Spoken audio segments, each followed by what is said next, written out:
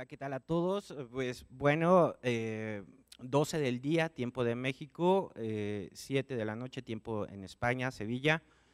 Saludando a todo el público en general y siguiendo la temática tratada aquí en las jornadas de ciberseguridad, nos da un gusto y un placer hacer conexión a distancia y seguir con este conversatorio que es sumamente interesante y pues bueno, con nuestros coordinadores internacionales, en donde el doctor César Villegas nos va a hacer el favor de la presentación en Sevilla, en nuestra sede de la red, y él tendrá a modo de dar esta temática y desarrollarla. Buenas tardes, César. Adelante. Hola, ¿qué tal? Muy buenas tardes. Muchísimas gracias. En primer lugar, quiero felicitar, como no puede ser de otra forma, a la Universidad Autónoma de San Luis Potosí, a la Facultad de Derecho, por la organización estupenda de estas jornadas internacionales sobre ciberseguridad, que se están realizando en el marco de la Semana de Derecho y Criminología. En primer lugar, mi más sincera enhorabuena y mi agradecimiento profundo también al comité organizador de estas jornadas, al cual nos hemos sumado desde la Universidad de Sevilla. Particularmente quiero agradecer al doctor Luis Alberto Osornio Saldívar, al doctor César Hernández Mier, a la doctora Violeta Méndez Carlos Silva, al doctor Felipe Moreno Yebra, a la maestra Guadalupe Alicia Cavazos Velázquez y al doctor Jesús Nieto Cid. La Universidad de Sevilla, la Universidad Autónoma de San Luis Potosí, particularmente en nuestras facultades de Derecho, estrechan relaciones institucionales. Venimos organizando ya y participando en jornadas, intercambios de profesores, investigadores, alumnos desde hace ya varios años, y es para nosotros un gusto poder participar esta tarde aquí con esta mesa temática integrada por distinguidos investigadores de la Universidad de Sevilla. Antes de comenzar y hacer la presentación de la mesa, quiero aprovechar un par de minutos para... Se congeló. Sí. Creo que hubo un delay o un congelamiento. Red de investigadores auspiciada por las Universidades Autónomas de San Luis Potosí y la Universidad de Sevilla. Se ha constituido en el marco de la Asociación Universitaria Iberoamericana de Posgrado, y el propósito de esta red, el propósito general, es el de promover y consolidar un espacio académico transdisciplinar para la reflexión, profundización e intercambio de ideas en torno a la administración de justicia, las nuevas tecnologías y los derechos humanos, desde una perspectiva siempre iberoamericana. Para tal finalidad, contamos con un selecto grupo de académicos, investigadores y altos funcionarios internacionales con dilatada experiencia, tanto en el ámbito de la teoría como en el ámbito de la práctica, referente al objeto central de nuestra red. Los investigadores que conforman este grupo son actualmente 47 y están adscritos a instituciones, todas ellas asociadas a la AUIP, Asociación Universitaria Iberoamericana de Posgrado, y participan 25 universidades de 11 países distintos del espacio iberoamericano: España, Portugal, México, Nicaragua, El Salvador, Colombia, Ecuador, Chile, Brasil, Perú y Argentina. Los promotores de la red son los doctores Pilar Martín Ríos, de la Universidad de Sevilla, el doctor Luis Osornio Saldívar, de la Facultad de Derecho de la Universidad Autónoma de San Luis Potosí, y quien les habla, el profesor César Villegas Delgado. En el marco de esta red seguiremos organizando eventos por toda Latinoamérica. Organizaremos un evento también en la Universidad Autónoma de San Luis Potosí, que será de los primeros. Tenemos también ya un encuentro que estamos sobre la marcha organizando en la Universidad Nacional de Mar del Plata. Bueno, presentada formalmente esta red, hago la invitación para sumar a los compañeros y a los investigadores y colegas de la Universidad Autónoma de San Luis Potosí. Ya forman parte, les digo, como promotor y como director, el doctor Osornio Saldívar. También nos acompaña como miembro del equipo de investigación el doctor Torre Delgadillo. Queridos amigos ambos, con los que tenemos una estrecha relación académica. Ellos han estado varias veces aquí en Sevilla y nosotros hemos estado en la Universidad Autónoma de San Luis Potosí. Pues muchísimas gracias y enhorabuena por la organización de estas jornadas. Bien, vamos a dar paso a nuestra actividad del día de hoy, que tiene un formato de mesa redonda. Y esta mesa redonda lleva por título La lucha contra la ciberdelincuencia en España, aspectos procesales. Y para ello nos acompañan esta tarde en México la doctora María del Pilar Martín Ríos, María Dolores García Sánchez y Manuel Tábora Serra, los tres investigadores de la Universidad de Sevilla. La dinámica de la mesa va a ser la siguiente. Los ponentes van a tener entre 10 y 15 minutos para desarrollar el tema. Yo haré una presentación de cada uno de ellos, sus respectivas, algunas líneas de sus respectivos currículums vitae. Van a ser continuas las intervenciones y posteriormente, cuando los tres finalicen, vamos a dejar un espacio para el diálogo. Las personas que nos escuchan a través de todos los canales en los que transmitimos, a través de las redes sociales también podrán formular sus preguntas y procederemos a hacérselas llegar a cada uno de los participantes. Bien, en primer lugar, voy a hacer la presentación de la doctora Pilar Martín Ríos. Ella es licenciada en Derecho por la Universidad de Sevilla, donde obtuvo el Premio Extraordinario de Licenciatura, el segundo Premio Nacional de Fin de Carrera de Educación Universitaria y el Premio al Mejor Expediente Universitario concedido por la Comisión Municipal del Gobierno del Ayuntamiento de Sevilla. Es doctora en Derecho Procesal por la Universidad de Sevilla, donde obtuvo el Premio Extraordinario de la Universidad de Sevilla, y así como el premio otorgado por el excelentísimo Ayuntamiento de Sevilla, la mejor tesis doctoral. Es además criminóloga, victimóloga y experta en justicia de menores. Ha realizado numerosas estancias de investigación en las facultades de Derecho de la Universidad de Milán, en Florencia, en Coimbra, Portugal, en el Instituto Max Planck de Derecho Penal de Freiburg, en Alemania, en el Centro Interdepartamental de Investigaciones de la Universidad de Bolonia, Italia, donde trabajó temas de informática forense, área en la que se ha especializado en estos últimos años. Ha participado en diversos proyectos de investigación financiados tanto con fondos públicos como privados. Es autora única de 5 monografías y de varias otras en coautoría. Ha publicado decenas de artículos en revistas de impacto, tanto en España como en el extranjero, y ha participado como ponente en numerosos congresos internacionales.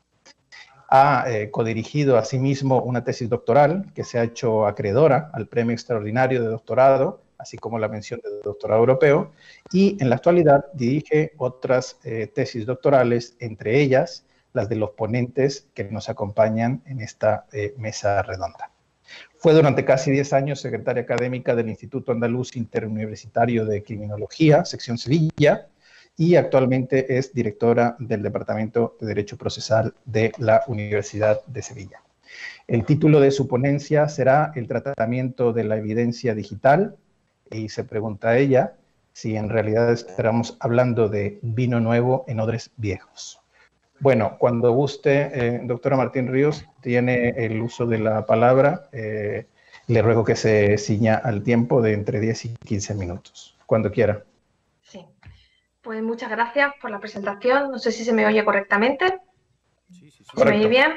Bien, pues quisiera aprovechar estos primeros momentos de intervención sobre todo para agradecer la organización de estas jornadas internacionales en materia de ciberseguridad. Por supuesto, a los muy queridos amigos y compañeros, los doctores Luis Alberto Osornio y Vicente Torres.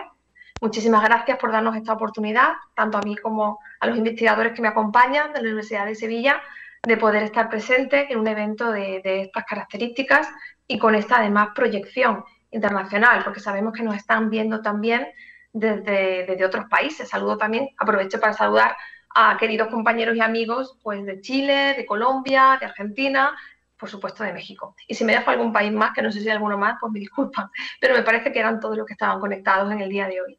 Muchísimas gracias, como les digo, por darnos la oportunidad, tener la ocasión de participar en este evento, además en una materia que nos interesa especialmente, tanto a la que les habla, como a los investigadores que también van hoy a intervenir en esta misma mesa redonda, porque no en vano están haciendo su tesis doctoral precisamente sobre esta misma materia.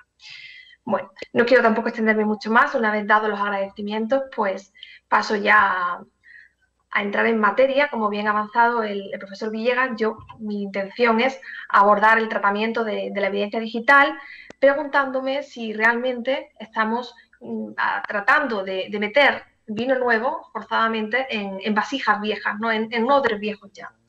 Realmente no resulta sencillo elegir pues, un solo tema que sea al menos lo suficientemente representativo de toda la problemática que en el mundo jurídico pues, está planteando continuamente el avance de las nuevas tecnologías, un avance que, como bien sabemos, es imparable.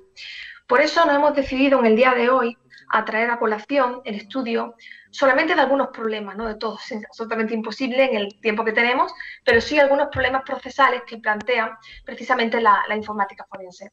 Porque se trata además de una materia cuya relevancia pues, va creciendo de una forma exponencial y además directamente proporcional al propio desarrollo de las nuevas tecnologías. Nuestro propósito en la tarde de hoy, tarde aquí, es analizar cuáles son las peculiaridades que presenta esa evidencia o ese dato digital y también, de la mano de ello, analizar las limitaciones de la prueba que versa sobre ella, teniendo también en cuenta, sobre todo, el marco normativo tan limitado, tan escaso, en el que nosotros nos movemos en España en esta materia. Para examinar cuál es el valor probatorio de esa evidencia digital, por supuesto, hemos tenido que tener presente como punto de partida cuáles son las peculiaridades ontológicas de la evidencia digital en sí. Todos saben que el dato digital se caracteriza por ser inmaterial, en muchas ocasiones también, no siempre, pero en muchas ocasiones por ser volátil, dependiendo de en qué soporte también se contenga, es habitualmente disperso y también frecuentemente fácilmente modificable. Bien, todas estas circunstancias, todos estos rasgos, plantean problemas claros, problemas evidentes, no solamente para la identificación, la adquisición y la conservación de esa evidencia digital, sino también para poder posteriormente incorporarla como prueba en un proceso. Es importante que destaquemos el hecho de que esa virtualidad, ese valor probatorio que pueden tener los datos que se obtengan mediante las prácticas de las diligencias propias de la informática forense, va a depender ese valor en gran medida de la manera, del modo en que esas diligencias se vayan a desarrollar en la práctica, se vayan a desenvolver, ¿no?, en la praxis. En otras palabras, lo que queremos decir es que tanto la identificación como la adquisición, la documentación, la conservación, el análisis también y, por supuesto, la posterior valoración de las evidencias digitales están fuertemente interrelacionadas. Todas estas diligencias inciden en la forma en que posteriormente va a poder ser valorada la evidencia digital. Todo lo anterior pues, nos revela también, pone sobre la mesa la importancia que tendría contar con una regulación que fuera uniforme, que fuera jurídicamente vinculante también, de la informática forense, ¿no?, que permitiera que pudiéramos someter a contraste todas las actuaciones que se realizan sobre evidencias digitales y valorar también en qué medida pues, se han cumplido las exigencias que permiten concederles valor probatorio en el marco de un proceso penal.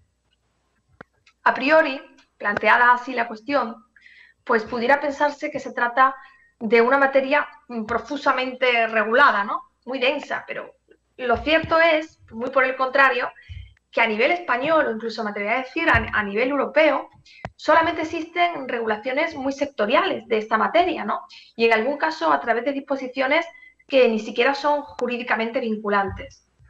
Lo que está claro es que en ningún caso se aborda con decisión el tema de la informática forense. Y esa situación pues propicia, como en tantas otras veces, ¿no?, otras ocasiones, que la iniciativa privada pues haya querido coger la iniciativa y pretendido llenar el vacío que existe a este respecto, ¿no? Así sucede, por ejemplo, en España y también a nivel europeo con las distintas ediciones de las normas ISO, y en España concretamente con las normas UNE, ¿no?, de la Agencia Española de Normalización y de Certificación. Estas normas, con muchísima frecuencia, son invocadas en los tribunales de justicia, pero sin embargo tenemos que subrayar que no se trata más que de reglas sobre calidad y gestión de calidad. Su cumplimiento es supervisado por organismos nacionales y son fijadas por entes privados.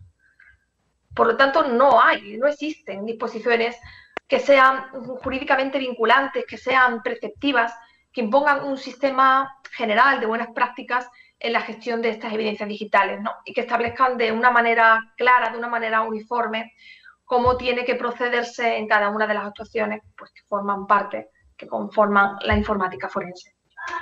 Todo ello obliga también a tratar de encontrar respuestas, y de ahí viene el título precisamente de la ponencia, en lo dispuesto para la investigación que llamamos tradicional.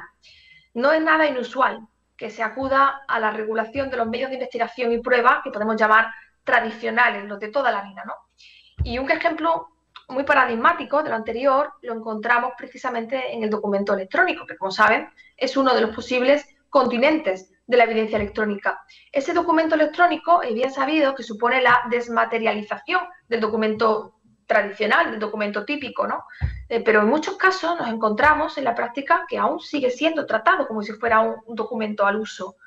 Y no es extraño que se siga todavía pidiendo que se imprima el contenido de ese documento electrónico en papel, en el seno del juicio, ¿no?, en el seno del proceso, sin tener en cuenta que acreditar realmente la autenticidad de la prueba, de esa prueba electrónica, pues pasa por que se realicen pericias que son específicas y, desde luego, de un tipo bien diferente. Si tenemos en cuenta todas esas peculiaridades, esas particularidades que hemos ya dibujado de la evidencia digital, las actuaciones que realizamos sobre las evidencias digitales para obtenerlas, para conservarlas, para documentarlas, pues para aportarlas en el proceso, no tiene sentido que sean plenamente equiparadas a las diligencias que se practican sobre elementos del mundo analógico. O dicho en otros términos, el registro de un domicilio físico, lo normal es que no deba transcurrir de igual manera que aquel otro que se realiza en un domicilio informático. Ni las prevenciones que en ese caso habrán de adoptarse son similares, ni la formación específica de quienes tienen que intervenir en su práctica es comparable, ni tampoco son semejantes los procedimientos que tienen que desplegarse en uno y en otro caso. Por lo tanto, tratar de reconducir este tipo de intervenciones a las que tradicionalmente se han venido utilizando, pues supone, como decíamos antes, introducir forzadamente vino nuevo en odres viejos. En cierto modo, pues puede llegarse a entender la carencia de unas normas comunes, de unas normas generales, si atendemos a la confusión que impera en este ámbito, incluso en un plano meramente terminológico. Por supuesto, también por los nuevos delitos que van incesantemente apareciendo en esta materia, pero igualmente por problemas diferentes de corte terminológico, como es el uso indebido de términos indistintos a veces, como electrónico, informático, digital, tecnológico, y el uso y el abuso, en muchas ocasiones también, de modismos tecnológicos. Si no hay una unidad y una uniformidad en ese plano semántico, pues realmente se hace muy difícil, por no decir imposible, concebirla en un plano operativo. Esa falta de uniformidad es claramente patente, por supuesto, dentro de un mismo Estado. Aquí sucede también en España. Pero nos da cuenta, podemos hacernos una idea aproximada por lo menos, de cuál sería la situación desde una perspectiva aún más global. Porque hemos dicho que la naturaleza dispersa del dato digital pues trae consigo que pueda encontrarse en lugares que están físicamente distantes, en servidores y en ordenadores que están muy lejanos, realmente incluso en cualquier lugar del globo. Por eso, en el ámbito de la ciberdelincuencia, como bien conocen, no hacemos referencia a un espacio físico, sino a un ciberespacio que se expande mucho más allá del territorio de cada Estado. En consecuencia, es ese carácter esencialmente transfronterizo de la ciberdelincuencia el que ahora pone en evidencia la importancia de contar con una regulación que sea uniforme, que sea jurídicamente vinculante y que se refiera a la informática forense en general. Es decir, una ciencia común, una ciencia que sea de aplicación en cualquier estado que haya de intervenir en la gestión de este género de pruebas, desde un punto de vista o desde otro. Del mismo modo, al margen de que sea una necesidad imperiosa el contar con esa regulación uniforme, común, jurídicamente vinculante, también es muy importante que se establezcan nuevos criterios judiciales, más allá del criterio general de la sala crítica, ¿no?, que puedan servir al juez para valorar una prueba electrónica.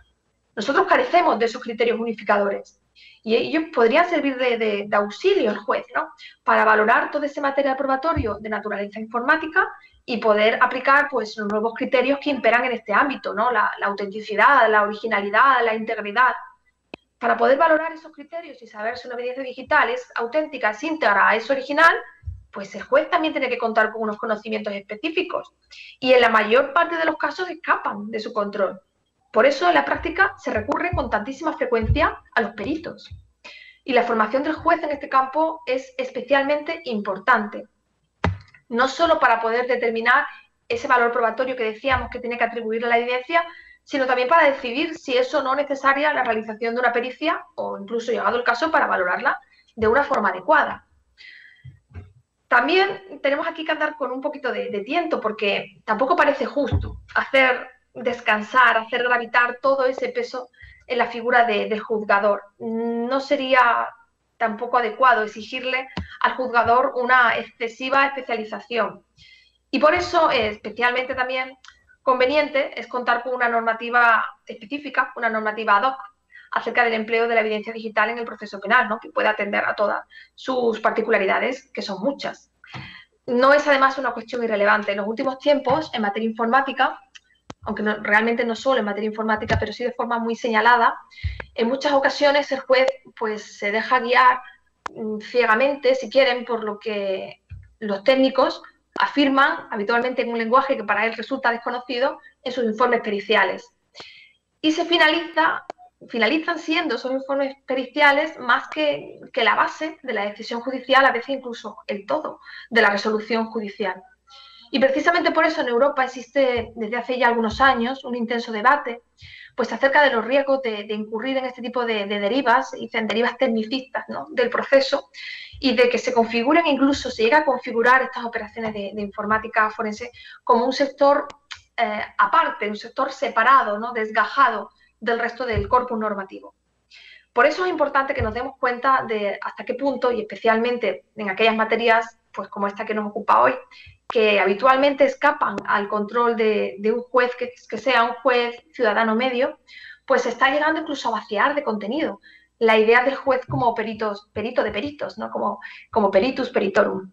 Y se está llegando a la paradoja de que la fase de juicio oral en ocasiones queda reducida a ser un mero debate sobre unos materiales que han sido ya creados, han sido preconfeccionados en una fase que no es la suya, que no es la fase propia de enjuiciamiento, sino en una sede de instrucción o incluso en una sede preprocesal en algunos casos.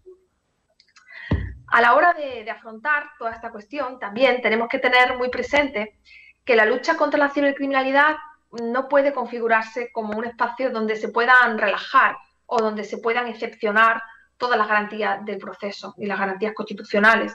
Hay que tener una especial cautela a la hora de generalizar la práctica de ciertas diligencias de investigación en materia de informática forense, por supuesto con dependencia de que su regulación oportuna sea ya una necesidad que no podemos demorar más, es una necesidad inaplazable. Nos movemos en un terreno que por definición es esencialmente cambiante y no podemos perder de vista, en definitiva, que nos encontramos ante diligencias que poseen un enorme potencial para comprometer los derechos fundamentales en un grado aún mayor que el actual. Con esto finalizo. Muchísimas gracias por su atención. Quedo a su disposición para las preguntas que tengan a bien realizar. Muchísimas gracias a la profesora Martín Ríos por esta interesante participación que ha tenido. Y a mí me ha quedado la sensación, ¿no?, que siempre le transmito a mis alumnos en el aula, de que no cabe duda de que el derecho siempre va por detrás, ¿no?, de la realidad. Y en cuestiones de esta naturaleza, pues es especialmente evidente. especialmente evidente porque la generación ya, incluso la nuestra, a la que pertenecemos, pues nosotros somos migrados a lo digital, no somos nativos digitales. Y eso pues dificulta mucho, digamos, el entendimiento de estas cuestiones. Hoy día un niño de 5 o 6 años tiene más pericia, ¿no? Operando todos los gadgets que nosotros mismos. Yo mismo soy, digamos, poco competente en muchas materias, ¿no? Pero particularmente en esta. Y en la cuestión de la regulación de aquellas actividades que se realizan en la red, ¿no? En el ciberespacio no existen fronteras, o sea, no existe, es un espacio único. Y efectivamente, sobre todo en la Deep Web, ¿no? Que es donde opera la delincuencia, estos temas se están tratando en el seno de estas jornadas sumamente interesantes que adquieren una mayor actualidad incluso en el contexto que estamos viviendo, en el que la mayor parte de la población del mundo se ha visto confinada y el uso, digamos, de la red, pues se ha quintuplicado, ¿no? Se han saturado los servidores y no es coincidencia que desde hace 7, 8 meses yo mismo me quejo todos los días de que mi correo electrónico recibo de forma insistente spam que puede comprometer tus datos, ¿no? Y tu privacidad. Y yo inmediatamente cualquier remitente que no me suena o cualquier cuestión, digamos, un poco fuera de lo normal, directamente lo elimino. Pero hay muchísima gente que como pasa mucho tiempo frente al ordenador, pues cae, ¿no? en esos ganchos para el phishing y todas estas cuestiones. Es una situación muy, muy compleja, ¿no? Ahora, para efectos de ejercicio de la jurisdicción del Estado, o sea, los tribunales de qué Estado ejercen jurisdicción sobre esas actividades, por ejemplo, que las bandas de criminalidad organizada desempeñan en la Deep Web, ¿no? Todas estas cuestiones, efectivamente, muy interesantes y muy, muy novedosas, que tienen implicaciones, efectivamente, transversales, no solo procesales, de cualquier prácticamente disciplina jurídica que uno lo vea, pues tiene retos, ¿no? Y presenta desafíos. Bueno, yo he anotado aquí para el final algunas cuestiones concretas para planteárselas a la doctora. Y vamos a continuar con nuestra siguiente ponente. Ella es María Dolores García Sánchez.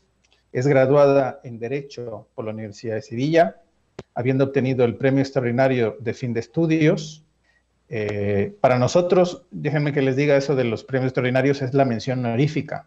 O sea que estamos aquí ante personas de excelencia, ¿no? Posee nivel C1 de inglés, certificado por la Universidad de Cambridge, es máster en Derecho Público por la Universidad de Sevilla, es colaboradora desde el año 2019 en el Departamento de Derecho Procesal de esta universidad, en donde está haciendo su tesis doctoral bajo la dirección de la profesora Martín Ríos. Y en el año 2016, digamos que inicia ya, digamos, su carrera investigadora. Es una autora prolífica. Es digno de destacar que digamos, en la situación, digamos, de formación predoctoral que se encuentra, tenga tantas publicaciones, eso es digno de alabar, ¿no? Yo veo aquí un futuro premio extraordinario de doctorado, sin lugar a dudas. Ha publicado diversos artículos y capítulos de libro, ha participado en numerosos congresos y seminarios dentro de su área de especialización. Y ella nos va a hablar de un tema sumamente interesante, ¿vale? Sobre el ciberespacio y el machine learning, acerca de una eventual responsabilidad penal de los sistemas de inteligencia artificial. Le damos el uso de la palabra. Le recuerdo que debe ceñirse a los 10-15 minutos. Cuando quiera. Buenas tardes. En primer lugar, me gustaría sumarme a los agradecimientos que ha manifestado la profesora Martín Ríos y darle las gracias por su presentación, profesor Villegas. Bueno, como bien ha dicho, voy a hablar del reconocimiento de una eventual responsabilidad penal a los sistemas de inteligencia artificial más avanzados, y para abordar mi exposición lo primero que tenemos es que afianzar conceptos, ¿no? ¿Qué se entiende por inteligencia artificial y qué se entiende por machine learning?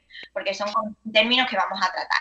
Bien, En primer lugar, la inteligencia artificial hay que decir que no existe un concepto unánimemente aceptado, ni una definición precisa. Entonces, a nuestro efecto nos vamos a ceñir a la definición dada por el diccionario de la Real Academia Española, conforme a la cual se trataría de aquella disciplina científica que se ocupa de crear programas informáticos que ejecutan operaciones comparables a las que realiza la mente humana, como el aprendizaje o el razonamiento lógico. En este sentido también hay que tener en cuenta que existen múltiples clasificaciones doctrinales en cuanto a los tipos de inteligencia artificial, pero también a nuestro efecto vamos a simplificarlo y hablaremos de una inteligencia artificial débil que es capaz de realizar tareas específicas y una inteligencia artificial fuerte, que es aquella que realizaría las mismas tareas intelectuales que un ser humano. Por otro lado, el Machine Learning se considera como una subárea de la inteligencia artificial y en este caso hablaríamos de la capacidad de un software o de una máquina para aprender mediante la adaptación de ciertos algoritmos de su programación cada vez que se le introducen nuevos datos, de manera que de esta forma es capaz de predecir futuros escenarios y tomar decisiones automatizadas. Y como esto se realiza sin la intervención de un ser humano, se habla de aprendizaje y además automático. Pues bien, una vez que tenemos estos conceptos claros, cuando se habla por lo general del derecho penal y de la inteligencia artificial, se suele pensar en robots humanoides que pierden el control y terminan causando daños, pero se suelen obviar más los riesgos que también tienen, y es importante considerarlo, los programas de procesamiento informático que emplean este tipo de inteligencia artificial fuerte. En concreto, una rama en la que ya destaca la inteligencia, un ámbito, mejor dicho, en el que ya destaca la inteligencia artificial por encima de cualquier capacidad humana es precisamente el hackeo.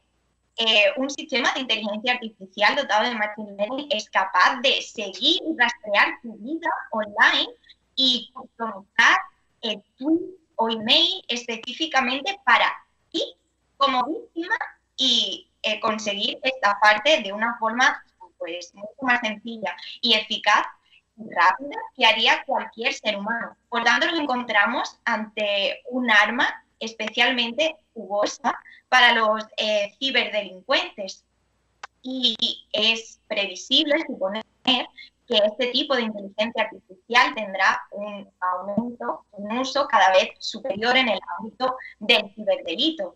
En concreto, el estudio sobre la cibercriminalidad en España ya muestra cómo este tipo de ciberdelincuencia va en aumento. De hecho, en el último publicado en el año 2019 por el Ministerio del Interior se observa cómo se ha pasado de un 4,6% de criminalidad en el año 2016 a un 9,9% en este último año y se prevé que continuará aumentando. Por su parte, Europol también pone de relieve como una de las amenazas emergentes de las nuevas tecnologías el empleo de esta inteligencia artificial. Y dentro de los previsibles escenarios de amenaza a la ciberseguridad, se hace especial alusión al uso de la inteligencia artificial con Machine Learning, dada la capacidad de examinar, de abordar ingentes bases de datos para identificar a víctimas de manera más efectiva, como por ejemplo la estimación de su poder adquisitivo o incluso la voluntad para pagar en base a su comportamiento online. Por otro lado, de acuerdo con el paper The Malicious Use of Artificial Intelligence, Forecasting, Prevention and Mitigation, que está firmado por algunas de las universidades y centros de investigación más prestigiosos del mundo, se pone de relieve cómo las amenazas de la inteligencia artificial pueden ser resumidas en tres grandes capacidades: reforzar las amenazas actuales, introducir nuevas amenazas e incluso alterar la naturaleza y el carácter de las amenazas que ya existen. Pues bien, dado este aprendizaje que caracteriza los sistemas de inteligencia artificial más avanzados y su nivel de autonomía, es importante poner de manifiesto cuáles son los distintos tipos de autonomía que pueden existir en función de la relación de este sistema y el hombre. Así, se puede hablar de un modelo mark in the loop, en cuyo caso la inteligencia artificial artificial necesita de aportes humanos periódicos para que pueda llevar a cabo sus acciones. Tenemos un segundo modelo más avanzado que sería Man on the Loop, en cuyo caso el sistema es capaz de actuar por sí mismo, pero siguiendo una programación previa, y el ser humano puede en todo momento modificar o alterar el comportamiento del sistema. Y tendríamos un tercer nivel que sería Man out of the Loop, en cuyo caso la máquina actúa de manera independiente durante ciertos periodos de tiempo y el ser humano no puede intervenir en este funcionamiento. Pero hay que tener en cuenta que en ninguno de estos tres casos se puede hablar de una auténtica autonomía como capacidad real de adaptarse a escenarios distintos para los que la máquina ha sido programada. Para ello, habría que acudir a un cuarto nivel que Fernando Miró Linares denomina como No Man on the Loop, en cuyo caso la máquina adopta la decisión sin intervención humana previa o en base a algo ajeno y que viene del propio sistema. Pues bien, actualmente este sistema, esta tecnología, se emplea de forma instrumental, pero no es descabellado pensar que dado el avance de la inteligencia artificial, este avance exponencial que ha tenido desde los años 50 hasta la actualidad, nos encontremos ante verdaderos sistemas que lleguen a adoptar decisiones autónomas en base a este cuarto modelo. De ser así, en el caso de la inteligencia artificial débil no habría ningún tipo de problema, porque es unánimemente aceptado que en definitiva nos encontramos ante una herramienta en manos de un agente humano que realmente sería el único responsable del funcionamiento o de los daños que pueda ocasionar ese sistema de inteligencia artificial.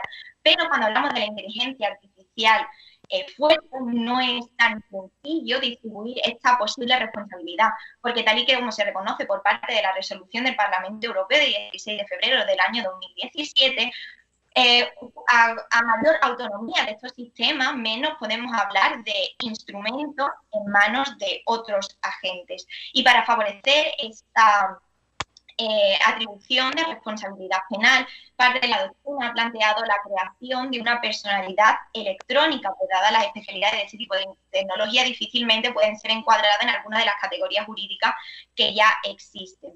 Y de aceptar esta posibilidad de que los sistemas de inteligencia artificial puedan llegar a adquirir este nivel de autonomía, cabría replantearse una relectura de los propios preceptos del Código Penal, así como incluso, yendo más allá, reformular la teoría del delito. Porque nuestro actual modelo de responsabilidad penal es un modelo antropocéntrico que gira en torno a la imputación penal del ser humano, exigiendo un elemento volitivo y cognitivo para que podamos hablar de una plena imputación. Si bien en esta hegemonía del ser humano como sujeto imputable, también es cierto que la evolución social hizo que se incluyese ya en el Código Penal la responsabilidad penal de las personas jurídicas a raíz de la Ley Orgánica 5/2010 de 22 de junio, y se incluyó como una responsabilidad no de transferencia de tipo vicarial, sino una autorresponsabilidad, tal y como se ha reconocido por parte del Tribunal Supremo, porque así lo exige el principio de culpabilidad. ¿Y cuál sería el fundamento de esta responsabilidad de las personas jurídicas?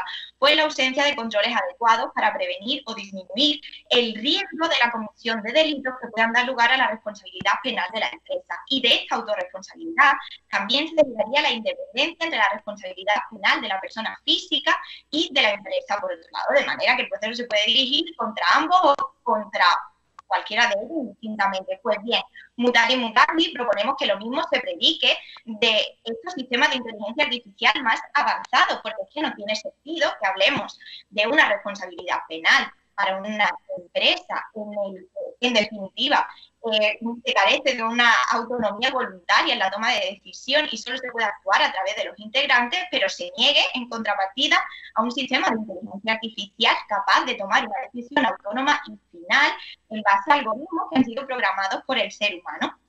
Por tanto, a nuestro juicio, podría plantearse la posibilidad de que existan diferentes modelos de imputación penal en función de la clase de persona unidad a la que se pueda hacer responsable, de manera que cada sujeto que se implique en la comisión de un delito sea juzgado en base a una teoría del delito en particular que estuviese adaptada a las especificidades de su personalidad particular, sin suponer un traslado, sin más, de la actual teoría del delito basada en la persona física. No tiene sentido, por tanto, limitar el ius comundi únicamente a los supuestos en los que el daño se ha ocasionado por un ser humano, puesto que es evidente que la humanidad se ha inmersa en una nueva realidad tecnológica que demanda una respuesta jurídica y esta nueva realidad tecnológica puede afectar realmente a bienes jurídicos importantes. Pues bien, como características para que podamos hablar de una responsabilidad penal de estos agentes, entendemos que han de concurrir 3 capacidades. La primera sería una capacidad informática, que incluye una facultad de aprendizaje, de análisis de datos y de información. Por otro lado, también una capacidad de aprendizaje, de decisión, análisis y selección de objetivos. Y por último, una capacidad también de adaptarse y adecuar su comportamiento a entornos en los que interactúen con el ser humano y otros agentes tecnológicos. Pues bien, en ese empeño de crear un esquema básico de atribución de responsabilidad penal, podemos seguir el modelo de John Keystone, que propone 3 modelos legales para considerar las ofensas que se puedan producir por un sistema de inteligencia artificial. Tendríamos, en primer lugar, el más básico, el modelo de perpetración por otro, en cuyo caso se hace prevalecer el carácter instrumental del sistema de inteligencia artificial frente a su autonomía. Como hemos dicho antes, sería un instrumento en manos de un agente humano que sería responsable. El segundo modelo sería el de la consecuencia natural probable, de manera que el sistema de inteligencia artificial se crea para servir a un buen fin, pero es activado de forma inadecuada. Y en este caso, el usuario o el programador sería responsable, si era conocedor, de que la ofensa criminal era una consecuencia natural o probable de su funcionamiento. Y el último modelo más avanzado sería el de hablar de una responsabilidad directa de estos sistemas de inteligencia artificial, de manera que en este caso los seres humanos no actuarían bajo los criterios anteriores de previsibilidad, control o dominio tecnológico, como sí ocurriría en los casos anteriores. En este supuesto se imputaría tanto el dolo directo como la actuación criminal al sistema de inteligencia artificial. Hablar de imputar la actuación criminal es relativamente fácil, pero cuando hablamos de hacerlo de dolo y más directo, la cuestión deviene más compleja. Y en este sentido, no obstante, si hablamos de una responsabilidad objetiva en el que no existiría la culpabilidad del sujeto, resultaría posible atribuir a estos programas de inteligencia artificial una responsabilidad criminal. Pero ¿qué ocurre? Que esta responsabilidad objetiva choca frontalmente con la presunción de inocencia. Y en este sentido, ¿qué se propone? Pues bien, Álvaro Pascual propone 2 soluciones. La primera sería hablar de que el tipo penal en cuestión encaje en un delito que se catalogue como de comisión imprudente. De manera que el titular del sistema en cuestión, conocedor de su responsabilidad, comete una imprudencia grave al omitir los cuidados necesarios para evitar que el sistema de inteligencia artificial cometa ilícitos penales. Y otra solución sería abogar porque efectivamente ha existido un acto criminal por parte del sistema de inteligencia artificial fuerte, pero en este caso los garantes responderían únicamente como responsables civiles a consecuencia de la responsabilidad civil derivada del delito.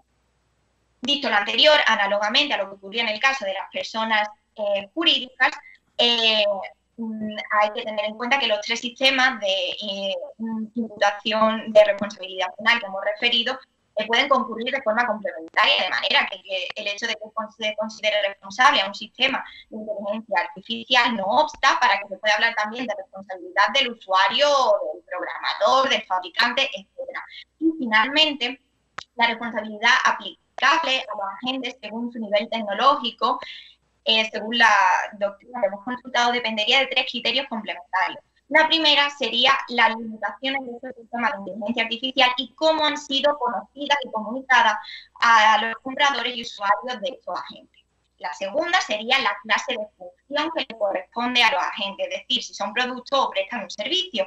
Y por último, la clase de infracción penal que ha resultado cometida y si la misma exige dolo, imprudencia o se puede hablar de una imputación objetiva. En definitiva, si bien es cierto que el derecho penal no puede forzar su estructura dogmática, hay que tener en cuenta que tampoco puede permanecer impasible a esta evidente evolución tecnológica y las sinergias que existen, y cada vez existe una mayor dependencia de los seres humanos y de estos sistemas tecnológicos.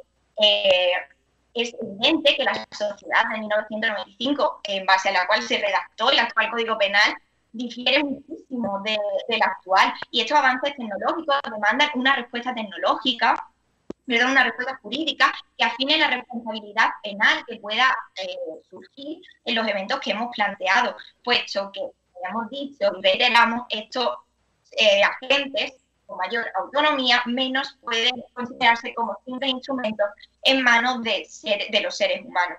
Obviamente no estamos proponiendo una regulación taxativa, ello sería absurdo, porque no se puede regular taxativamente algo que aún no ha ocurrido, y ello además lastraría el avance de la ciencia, pero sí que podría plantearse una regulación de mínimos, de manera que cuando esta eventual situación, que puede darse perfectamente, acontezca, el derecho tenga una base mínima. ¿Y ello cómo podría conseguirse? Pues entendemos que a través del ajuste de la normativa existente que permita sancionar los delitos comunes cuando sean ocasionados por un sistema de inteligencia artificial, y ello podría lograrse mediante la creación de normas abiertas, innovadoras, que se ajusten a este avance tecnológico, ¿no? Y sobre todo sería necesaria, entendemos, una regulación base en compliance ético y tecnológico ajustable a la evolución humana.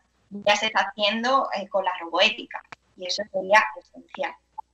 Y bueno, básicamente con esto finaliza. Tampoco me quiero extender mucho en el tiempo, habría mucho más que decir, pero he intentado resumir todo lo posible. Muchísimas gracias. Efectivamente, sobre estos temas hay mucho que decir y queda mucho que decir, ¿no? Y hay que seguir investigando en estas líneas, que estas líneas de investigación son líneas que digamos, están trabajando ahora en los centros de referencia mundial, ¿no? De nuevo, como comentaba con la participación de la profesora Martín Ríos, este es otro ejemplo, claro ejemplo, de cómo el derecho va muy por detrás de la realidad, ¿no? De la realidad social, pero particularmente de la realidad atribuible a los adelantos tecnológicos. Es una cuestión increíble, ¿no? Yo he visto algunas publicaciones donde incluso se recogen noticias referentes a estos softwares que han sido ya como plan piloto, ¿no? Se han puesto a resolver expedientes de algunas cuestiones menores y tal. Y claro, esto plantea un montón de interrogantes, ¿no? Porque, ¿qué pasa con las cuestiones filosóficas, ¿no? Sobre todo la justicia, ¿no? ¿Qué es la justicia? ¿Qué es la justicia? Estos, digamos, terminators del derecho, estos jueces robots, pues son como los alemanes, ¿no? No tienen sentimientos. Bueno, luego, con todo cariño para mis amigos alemanes, que siempre me meto con ellos porque les digo que no tienen sentimientos. Bueno, sería más o menos como los robots estos que tuvieran que decir. Y yo recuerdo siempre, cuando yo estudié Derecho en la Universidad Veracruzana, uno de los profesores que más ha marcado incluso mi forma de pensar, ¿no? Las situaciones y tal, él decía que el derecho había que sentirlo. Decía, el derecho hay que sentirlo. Y él nos planteaba supuestos hipotéticos y algunos reales. Y la cuestión que nosotros, como estudiantes de Derecho en la facultad, estábamos en el 6º semestre, teníamos que analizar, no era la cuestión legal, o sea, no era si esa conducta se ajustaba a los términos legales, porque para él algunas de estas cuestiones eran irrelevantes, ¿no? Él lo que nos ponía a hacer y a pensar, ¿vale? Era cuál era el sentimiento que nos provocaban este tipo de situaciones. Y él siempre terminaba la clase preguntándonos, nos decía, pónganse la mano en el corazón y díganos, ¿es justo o no es justo? O sea, esos eran los términos, ¿es justo o no es justo, no? Él era nuestro profesor, fallecido hace lamentablemente algunos años, Felipe Hernández Piñero, al que siempre recuerdo con mucha admiración y con mucho cariño y mucho respeto, y él nos decía siempre eso, o sea, chicos, el día de mañana que ustedes estén ejerciendo, si están en la judicatura y tal, tienen que pensar no en el derecho como algo frío, ¿no? Sino como algo de sentimientos. ¿Es justo o no es justo que a esta persona la hayan despedido por una situación que puede incluso que esté amparada por algún precepto legal, ¿no? Y eso es una realidad, ¿no? Bueno, después vamos a seguir hablando en el coloquio sobre estas cuestiones, pero muchas preguntas, ¿no? O sea, ¿qué ¿qué pasa con esta cuestión importante, ¿no? Porque nosotros no somos una máquina de repetir códigos ni de aplicar, digamos, fórmulas matemáticas, ¿no? No sé, incluso hay autores que dicen que el sistema no es infalible precisamente porque no somos robots, ¿no? Pero bueno, para opiniones y para gustos, pues los colores. Bueno, seguiremos hablando. Muchísimas gracias por su intervención. Si no le importa cerrar el micrófono para que no se distorsione el audio, ¿vale? Se lo voy a agradecer. Muchísimas gracias. Bueno, vamos ahora entonces al tercer interviniente. Me voy a permitir hacer la presentación también. Compañero de la facultad, Manuel Tábora Serra, es graduado en Derecho por la Universidad de Sevilla, en la que obtuvo igualmente el título de máster en abogacía. Actualmente, además de ejercer como abogado, realiza su tesis doctoral, como había mencionado, en el Departamento de Derecho Procesal de esta Universidad de Sevilla. Ha participado igualmente en diversos eventos académicos y científicos, ha publicado varios trabajos de investigación sobre la materia objeto de esta mesa redonda. Y el tema que nos trae él, del que va a hablar, es un tema, igual que los demás, sumamente interesantes en este mismo contexto, ¿no? Y él va a hacer un comentario de una sentencia, Tribunal Superior de Justicia de Navarra, la sentencia 14/2009 de 2 de julio, donde él propone, ¿no?, algo, un supuesto de flexibilización de la garantía de ilicitud de la prueba. Manuel, tienes el uso de la palabra. Igualmente te pediría que te ciñeras al margen que nos han dado de 10 y 15 minutos. De acuerdo. Pues muchísimas gracias, buenas tardes a todos y en primer lugar muchas gracias al señor moderador por concederme el uso de la palabra y también, por supuesto, tanto a la organización por permitirme participar en estas jornadas internacionales de ciberseguridad 2020 como a las demás personas que han intervenido y que asisten a las mismas.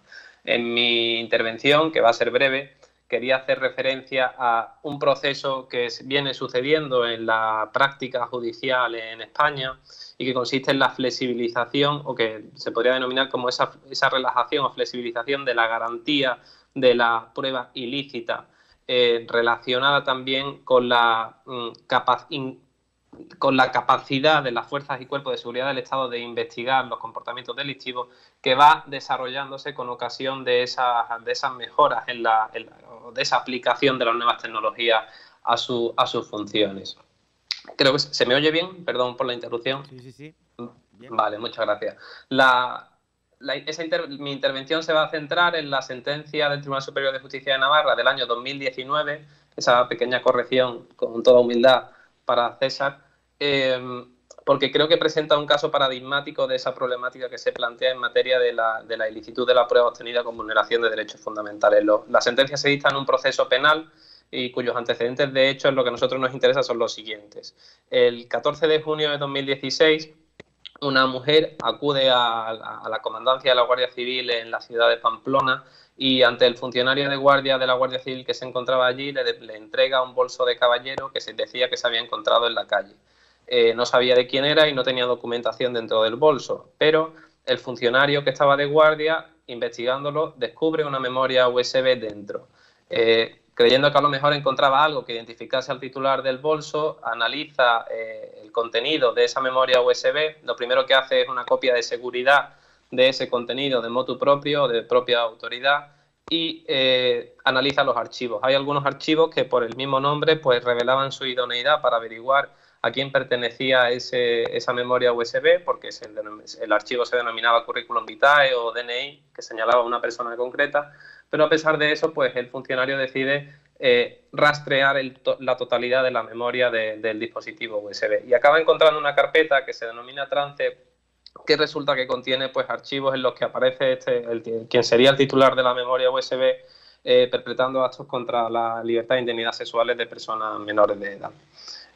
Cuando se descubre eso, por un cambio de turno en los funcionarios que estaban en ese puesto de la Guardia Civil, al final, al día siguiente, se le hace entrega al titular de la memoria USB sin más trámite, pero sí que se remite a la Policía Judicial la copia de seguridad que se realizó de esa memoria USB. Y durante 7 días, en total, la Policía Judicial, sin dar trámite a nadie ni conocimiento al juzgado, analiza ese contenido para alcanzar las conclusiones que necesitara. Y cuando termina ese plazo, el 21 de junio de 2016 en concreto, es cuando la Policía Judicial se pone en contacto con el Juzgado de Instrucción de Pamplona y solicita la autorización para proceder al registro del domicilio del titular de esa memoria e intervenir tanto los ordenadores como cualquier dispositivo de almacenamiento masivo de la información y también extraer la información que se contuviera en los mismos.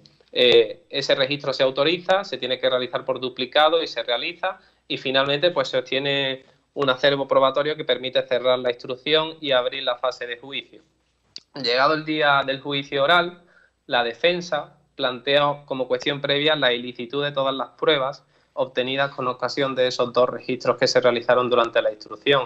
Y el argumento que dio la defensa fue que lo que se había obtenido en esos registros se había obtenido porque se había accedido previamente a la memoria USB, que era lo que había revelado la existencia de esos delitos. Y a su vez, ese acceso a la memoria USB se había efectuado por parte del funcionario de la Guardia Civil sin ningún tipo de manera ilícita. No había obtenido autorización judicial previa, no había obtenido consentimiento previo del titular de la memoria USB y tampoco concurría ni causa de urgencia ni se perseguía en aquel momento un fin constitucionalmente legítimo que permitiera justificar ese acceso integral a la memoria del archivo USB. Además, la Policía Judicial tardó 7 días en comunicar al juzgado que había procedido al estudio de esa memoria del dispositivo USB en lugar de las 24 horas que establece nuestra normativa procesal en la materia. La Audiencia Provincial estimó esa cuestión previa y declaró la ilicitud de todas las pruebas obtenidas, atendiendo precisamente a esa argumentación realizada por la defensa. La sentencia, que es extensa, y cita abundante jurisprudencia del Tribunal Supremo, viene a concluir en definitiva que no todo vale a la hora de obtener pruebas y que el fin no puede justificar los medios en según qué casos, por lo menos. Esa sentencia fue recurrida por el Ministerio Fiscal ante el Tribunal Superior de Justicia, que es el órgano que dicta la sentencia que ocupa esta intervención. Y en un primer momento la resolución del Tribunal Superior de Justicia es lógica en la medida en que dice que como la prueba se había admitido a trámite, por lo menos para declarar su ilicitud tendría que practicarse previamente. No podría declararse esa ilicitud sin al menos practicar la prueba en el juicio. Eso en cierta medida es lógico, pero lo llamativo y lo que me lleva a que esta sentencia sea objeto de la intervención es que a lo largo de la argumentación de esa sentencia, el tribunal viene a destacar o a apuntar con base en algunos pronunciamientos internacionales del Tribunal Europeo de Derechos Humanos y también en algunos precedentes nacionales que en según qué casos esas pruebas obtenidas de manera ilícita o con vulneración de derechos fundamentales o sin la correspondiente autorización judicial o sin que concurrieran las circunstancias necesarias de urgencia o de fin constitucionalmente legítimo, pues a lo mejor no eran ilícitas del todo y se podían permitir porque resultaban proporcionadas o porque perseguían fines especialmente importantes, que es, por ejemplo, lo que aprecia el tribunal que ocurre en una sentencia del Tribunal Europeo de Derechos Humanos. Y viene a concluir que en cuestiones por ejemplo, en casos de crímenes que afecten a menores, no se puede declarar esa ilicitud o esa vulneración de derechos fundamentales, en definitiva. Y creo que es una cuestión llamativa porque al final lo que determina es que ese juicio de proporcionalidad que en teoría tiene que realizarse ex ante y conforme a las circunstancias que concurrieran en el momento en que se realiza la injerencia en el derecho fundamental para obtener la prueba, en estos casos se está realizando con posterioridad a esa obtención de la prueba y conforme al resultado de esa injerencia, no conforme a las circunstancias que la motivaran o que la podían justificar en aquel momento.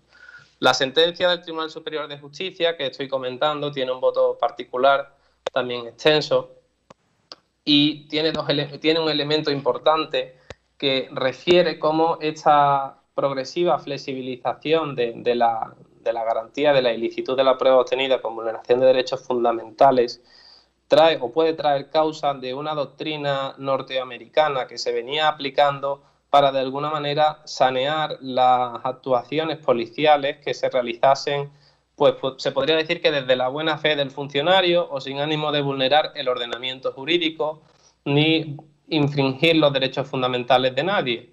Y que en esos casos, pues bueno, se podía pasar un poco la mano cuando era proporcional, en el sentido de que lo que se obtenía era importante o trascendental.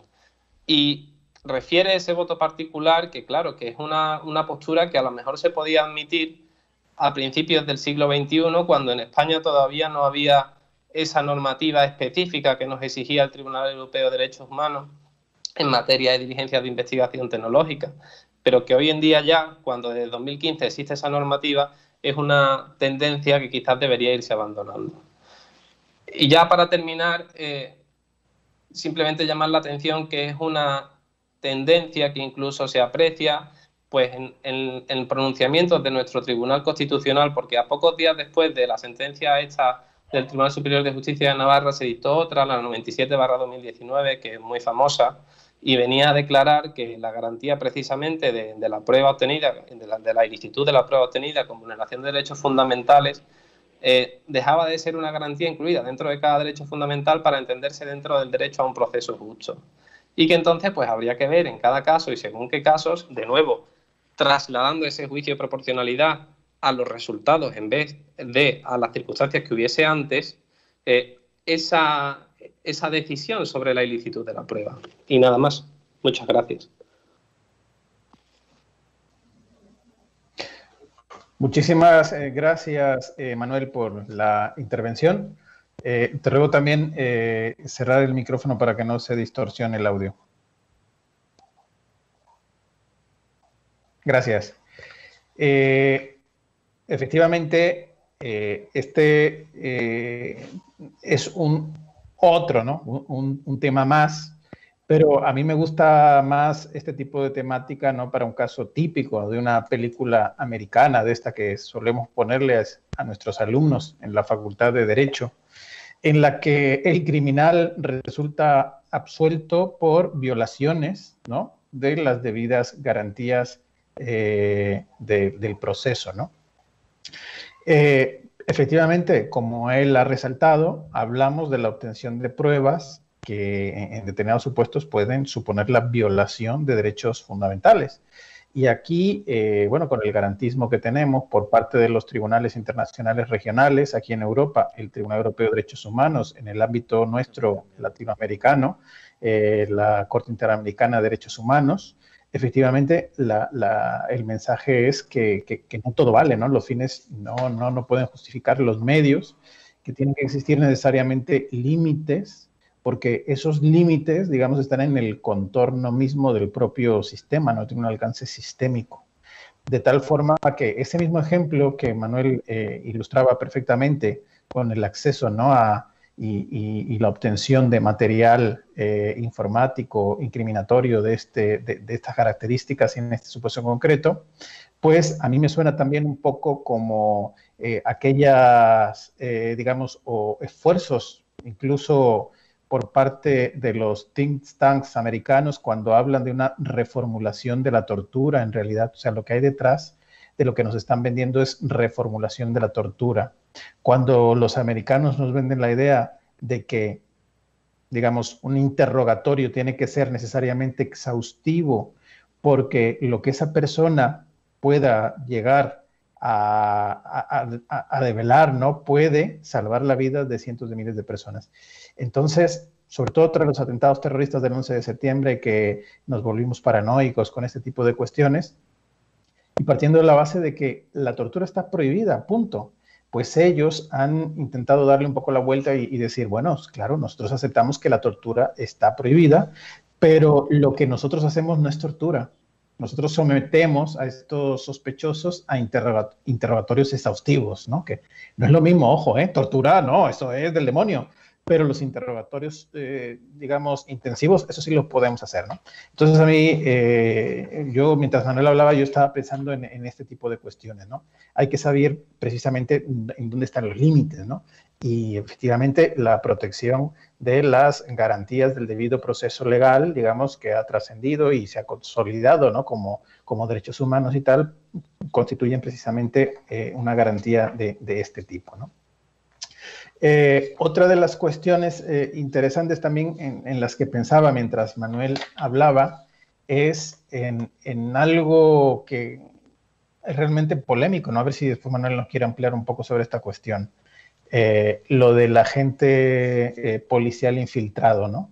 O sea, aquellos miembros de los cuerpos y fuerzas de seguridad del Estado que están ciberpatrullando y que están en realidad cazando a delincuentes, sobre todo con redes de pederastas y trata de personas con fines de explotación sexual, que ellos mienten, ¿no? Y engañan para enganchar a los delincuentes. O sea, eso es polémico, ¿no? Y merecería la pena un poco hablar de estas cuestiones, ¿no? Bueno, quiero felicitarlo porque se ha ceñido, vaya, milimétricamente al tiempo que ha concedido. Y aquí me están comentando que estamos teniendo una audiencia considerable y nos han formulado un montón de preguntas.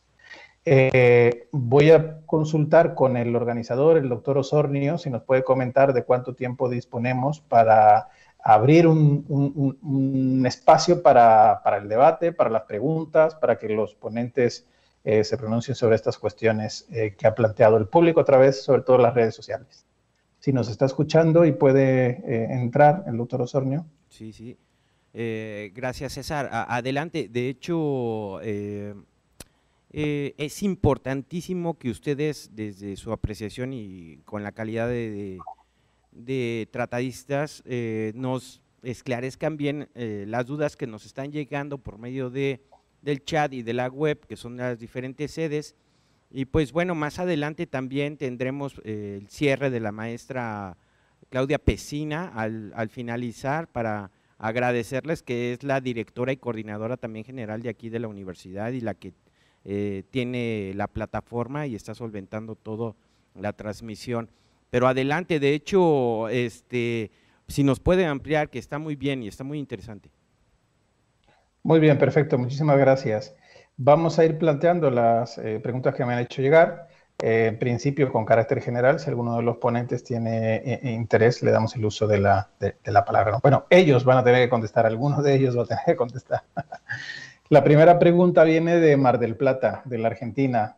Un saludo para Andrés Ferrato, colega también colaborador de la Universidad Autónoma de San Luis Potosí, sobre el modelo de cadena de custodia de la prueba digital en España. Alguno de los ponentes nos puede hablar precisamente sobre las cadenas de custodia de pruebas digitales, ¿no? Sí. Los voy a formular y ya después nos organizamos para responder. Perdone.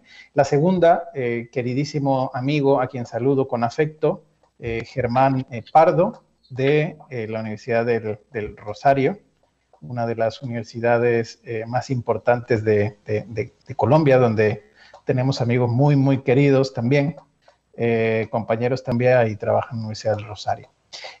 Nos pregunta Germán, en la Unión Europea, ¿cómo han hecho el seguimiento de transacciones electrónicas de lavado de dinero? ¿Y cuál ha sido su importancia en España? Y hay otra pregunta por aquí que nos formulan desde Chile, el maestro Alejandro Romero. Nos plantea si hay una legislación de protección específica en la Unión Europea sobre el ciberacoso. Y la última de las cuestiones es si se podría homologar un proceso internacional para delitos informáticos. Bueno, cualquiera de nuestros ponentes, si quiere hacer uso de la palabra.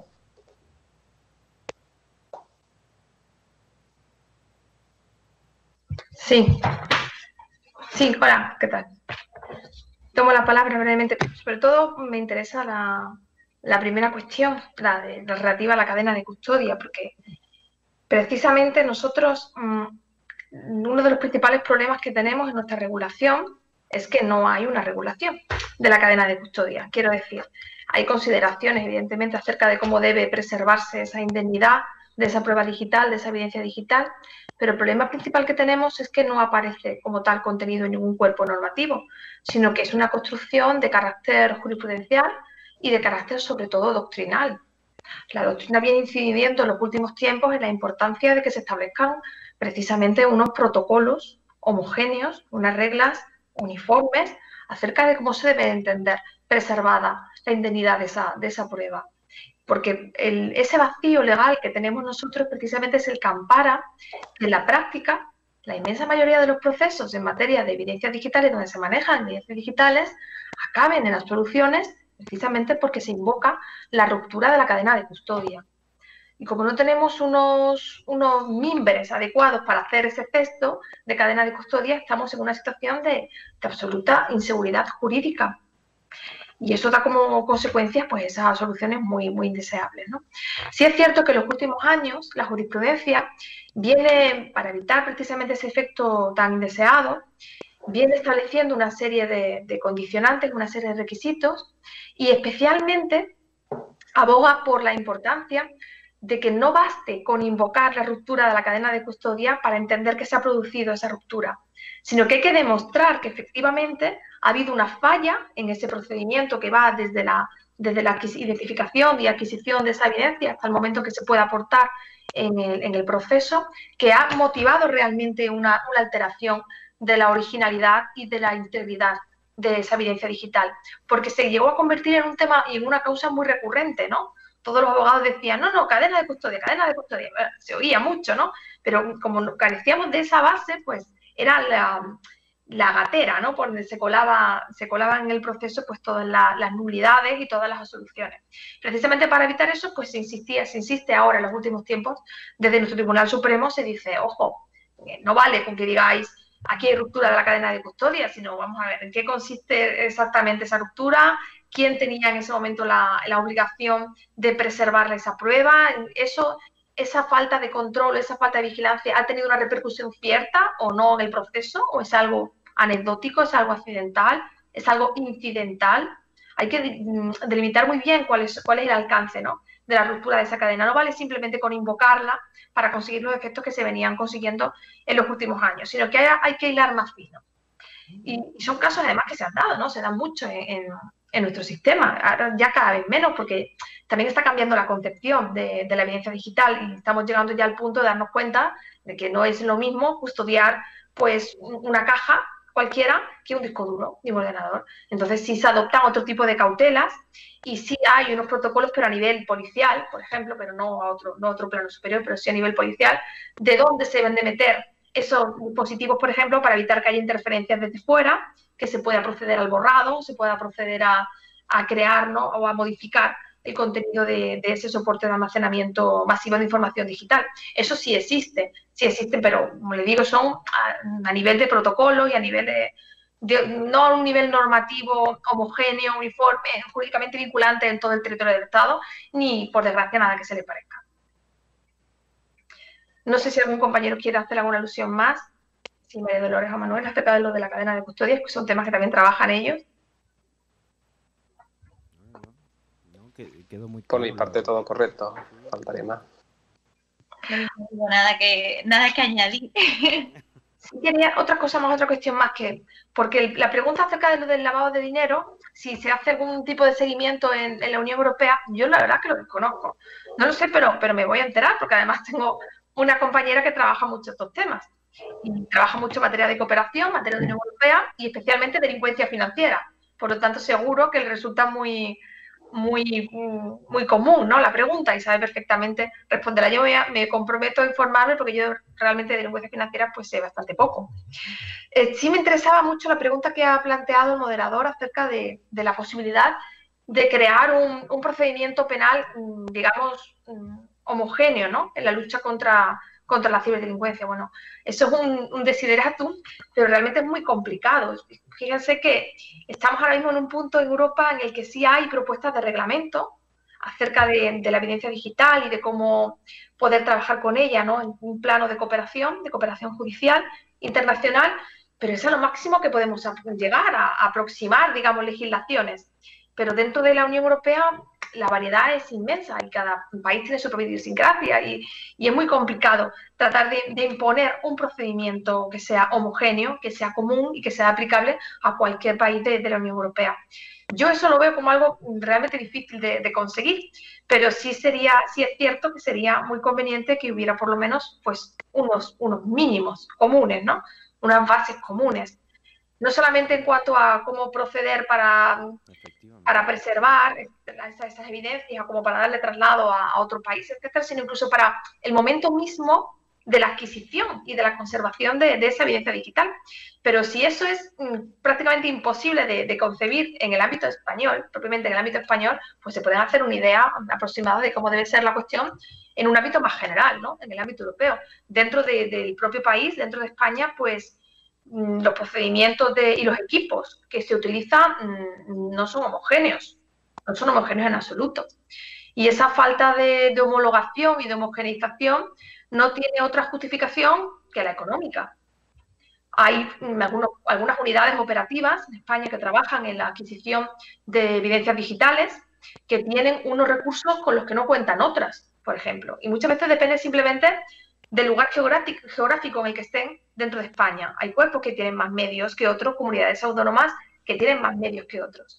Y eso en la práctica deriva en que tengamos, por ejemplo, unidades operativas que a la hora de hacer una incursión en un domicilio y proceder a la identificación de soporte de almacenamiento masivo cuenten con clonadoras, que es un aparato que sirve, como saben, para clonar esa información, hacer una copia exacta, una copia espejo de lo que hay en ese dispositivo, y muchísimos otros cuerpos que carecen de esas clonadoras, porque las clonadoras son unos dispositivos carísimos.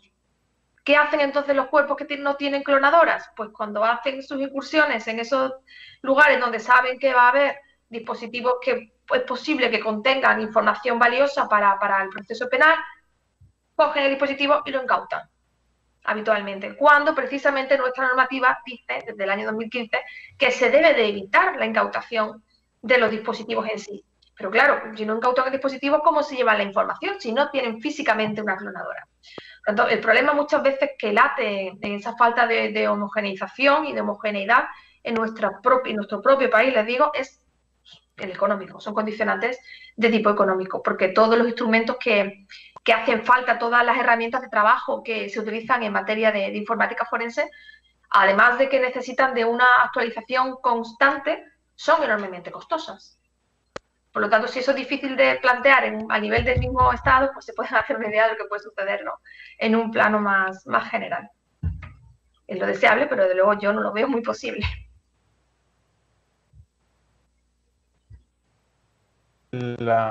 Ahora he habilitado el audio. Sobre la última cuestión que preguntaba, legislación específica sobre ciberacoso, aunque aquí me gustaría hacer una precisión, porque, a ver, tal vez para nosotros sea más común, ¿no? Identificar esas limitaciones que vienen, ¿no? Efectivamente de la Unión Europea, porque la Unión Europea, y aquí voy a, digamos, sacar mi vena internacionalista, la Unión Europea es una organización internacional.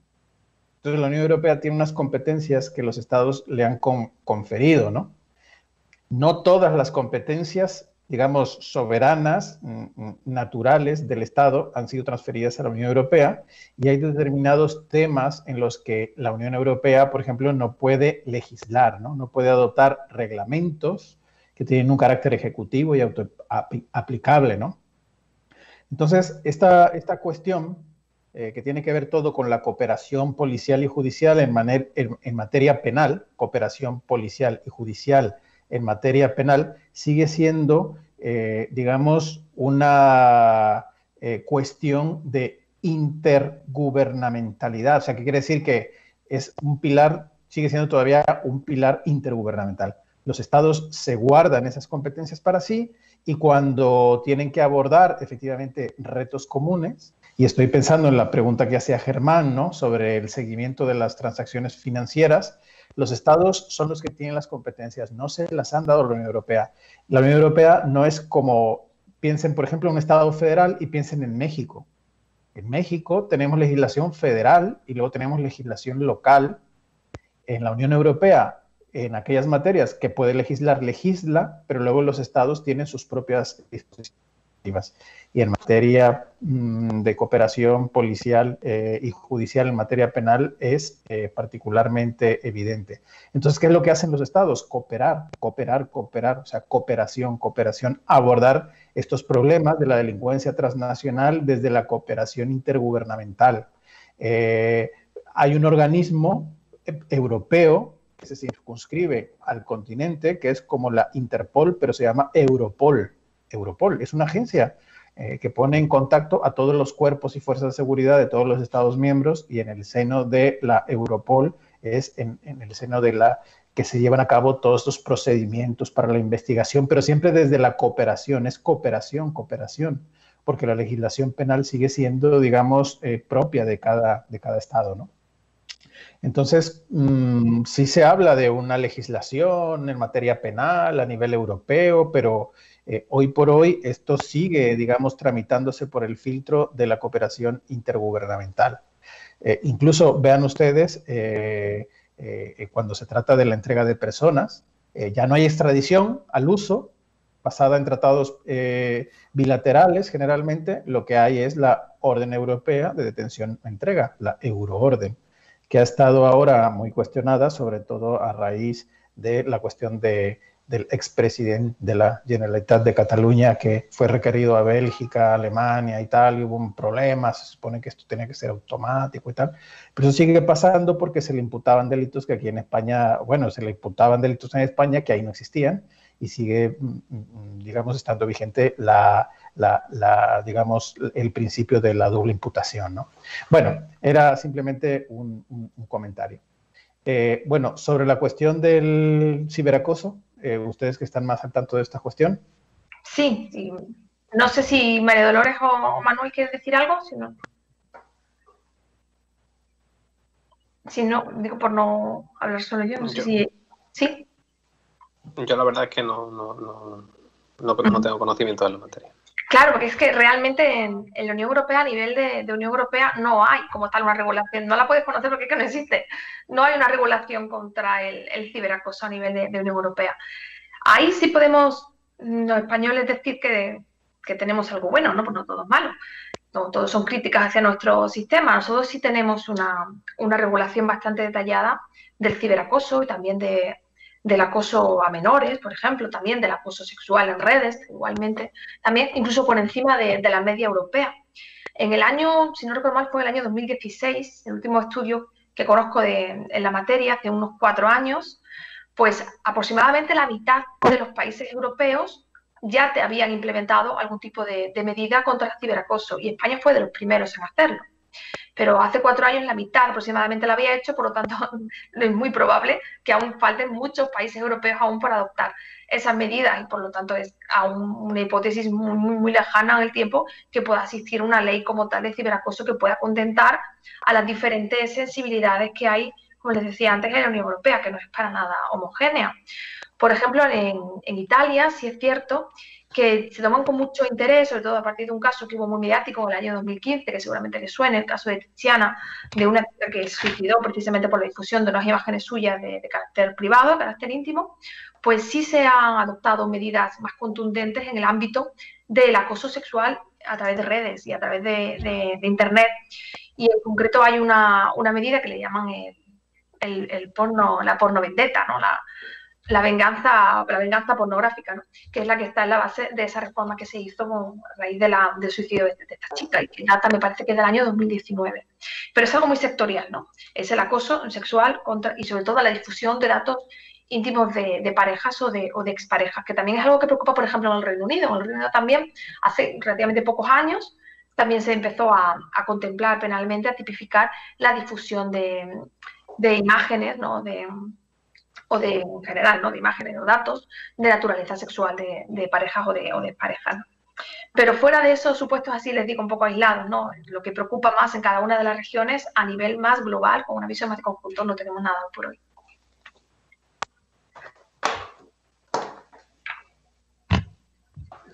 Bueno, muchísimas gracias. Si no hay ninguna cuestión más, creo que hemos atendido las preguntas que ha formulado el auditorio. vamos a proceder a, digamos, cerrar esta mesa redonda, agradeciendo a nuestros ponentes por el tiempo que nos han dedicado, por sus interesantes participaciones, y finalmente queremos agradecer de nuevo a la Facultad de Derecho Abogado Ponciano Arriaga, Leija, de la Universidad Autónoma de San Luis Potosí, particularmente al maestro Fernando Robledo Blanco, jefe de la División de Estudios de Posgrado de esta querida facultad hermana, la Facultad de Derecho de la Universidad Autónoma de San Luis Potosí. El doctor Osornio debe estar por ahí escuchándonos. Sí, adelante. Le devuelvo la estafeta que me dio hace hora y media, se la devuelvo con el agradecimiento y la felicitación más sincera por la organización de estas jornadas que han adquirido una dimensión, muchísimo más allá de lo que inicialmente se preveía, ¿no? Y es un verdadero gusto seguir estrechando lazos interinstitucionales entre nuestras respectivas universidades, entre nuestras respectivas facultades también. Espero que en cuanto podamos nosotros movilizarnos nuevamente, podamos celebrar estas jornadas, que lo vamos a hacer seguramente ahí en la Universidad Autónoma de San Luis Potosí. Gracias, César, les agradezco a todos. Pues bueno, fue realmente pues muy enriquecedor oír toda la temática muy diversa, a Pilar, a María Los Ángeles, a Manuel, a Dolores. Y pues miren, para cerrar, les vamos a dar sus certificaciones electrónicas y claro, cuando se tenga la oportunidad muy presencialmente, están invitados porque ustedes ahora colaborativamente pues, formamos parte de una red y damos paso para que la maestra Pesina, Claudia Pesina, que es la directora de informática de la universidad y la que es organizadora principal del evento, del cierre y del agradecimiento a todos ustedes. Y y le paso la estafeta, como dice César, para que ella pueda cerrar de manera honorífica esta temática y este evento.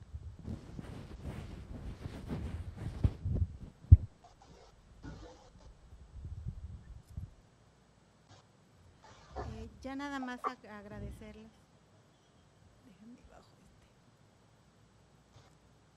Ya nada más agradecerles a la doctora María del Pilar, a la doctora María Dolores, al doctor Manuel Tábora, al doctor César Villegas por su intervención.